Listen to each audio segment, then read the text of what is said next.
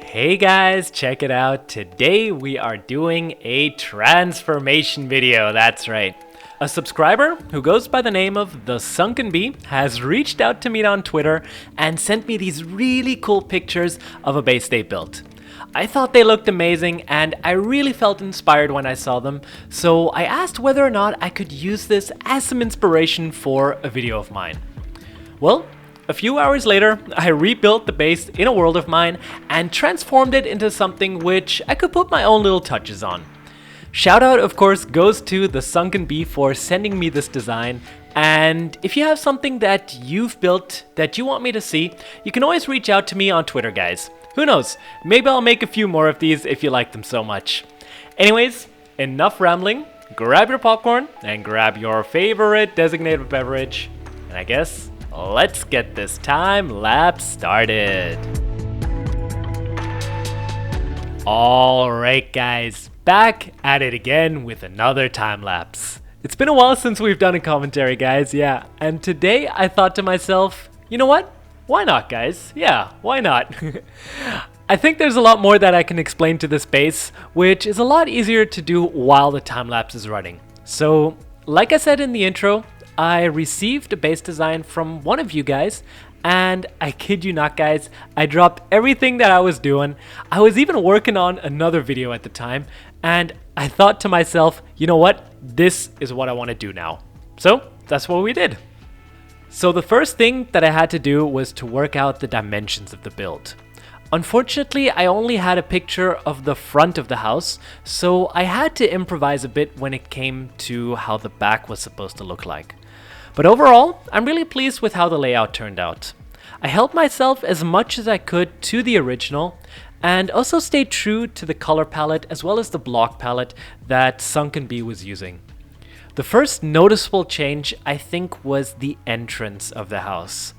Here, I wanted to use a few more half slabs here and there, just to give the front entrance a bit more cover from the rain when you're trying to get in. Because if there's one thing I hate, guys, it's getting wet while trying to open my house. Hell yeah, that's not cool. I also replaced the full blocks below the windows with some stone stairs, just to add to the depth of the build a little bit. But overall, guys, I really like the original design of the original base. It is just such a fun layout to work with, and I think it turned out really cool. The next thing I did was work on the interior of the base. For the interior, I approached the transformation a little bit more loosely than how I did with the exterior. The main reason being, well, that I already thought the original interior was awesome enough. So instead of trying to improve on it, which I don't think I really could, I decided to take the key features that I could see in the pictures and incorporate them into the build. So the first thing that I added was the bedroom. I stayed true to the block palette from the original image here as well, and just added some bookcases as well as an ender chest to the bedroom. One thing which I like about this design is that you have a little bit more space to get into the bed, but then again, I really like the coziness of the original picture. Just some flower pots and some lanterns, and the bedroom was complete. Next, I worked on a fireplace in the center of the room. Here, I strayed away from the original design a little bit and built the chimney in black stone, just to mix up the textures a little bit. A little seating area and some brewing stands, a crafting setup on the other side of the house, and we're done with the first floor, and I'm really pleased with how it turned out. Another thing which I thought looked awesome was this enchanting setup that I saw in the pictures. It was just sunken into the floor and tucked towards one of the corners of the house.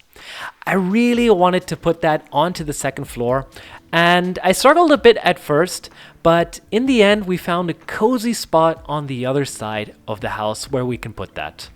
One thing which was important to me was to have a setup where level 30 enchanting was possible. So I think I used a bit more bookcases here compared to the original picture, but overall I think it still turned out really cool.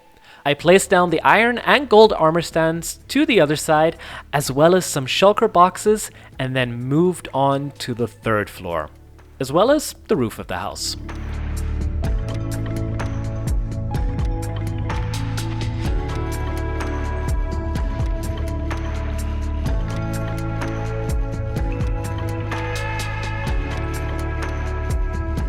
In one of the pictures, I noticed that glass was used for the last floor, and also that there were a few chests accessible there. I interpreted that in my design by putting a storage room right at the top of the house, and I think that really rounded off the design. After that, there was not much left to do, except to finish off the roof, and of course to build the window on the top floor, which I think just looks too cool in the original. So there was not too much to change here. I simply just took the block palette, changed a few blocks here and there, made it a little wider, but overall I think it turned out really sweet. And yeah, there we have it, guys. Of course, there was some landscaping as well as some decorating still to be done. We added some wheat fields at the front of the house as well as a little pond to the side. But I'm sure you know how that works, guys. You've seen that a few times. Again, I've got to give a huge shout out to the SunkenBee for sending me some pictures of their builds on Twitter. I really had a lot of fun doing this, so yeah, thanks a lot. And if you guys want to see me try to transform your base, then you know what? Send them to me, guys. I always enjoy checking my Twitter, and you can even send me the world downloads if you like. Anyways, guys, that's gonna be it from me. I hope you enjoyed the content, and I think there's only one last thing left to say.